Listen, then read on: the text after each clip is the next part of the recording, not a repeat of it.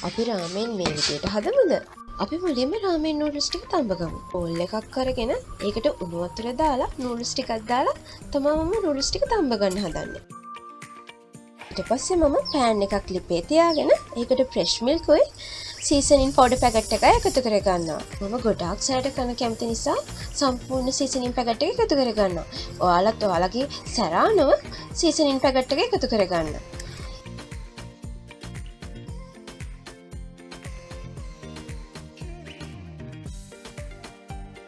ඊට පස්සේ අපි ඒකට සීසනින් ඔයිල් පැකට් එක එකතු කර ගන්නවා.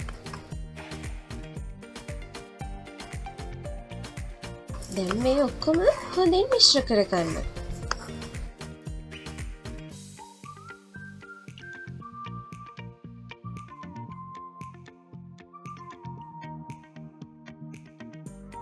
මේ ගානට ආවට පස්සේ අපි තඹගත්ත නූඩල්ස් ටික මේකට එකතු කරගමු.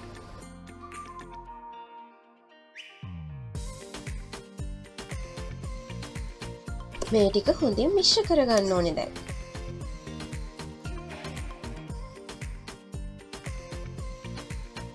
නූඩල්ස් එක මේ ගානට ආවට පස්සේ පෑන් එක ලිපෙන් ඉවත් කරගමු.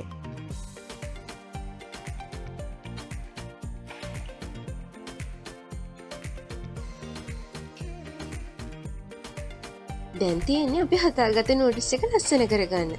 මුලින්ම මම ඒකට ඔරිගානෝ එකතු කරගන්නවා. තව මම තල ඇටත් එකතු කරගන්නවා. ඔයාලගේ ගෙදර තල ඇට තියෙනවා නම් ඔයාලත් ඒක එකතු කරගන්න. තල නැති වුණත් කමන්නේ නැහැ. මම මේකට හාෆ් ෆ්‍රයි කරගත්තු බිත්තර දෙකකුයි සොසේජස් ටිකකුයි එකතු කරගන්නවා. මේ තියෙන්නේ මම හදාගත්ත රාමෙන් එක. ඔයාලත් හදලා බලන්න.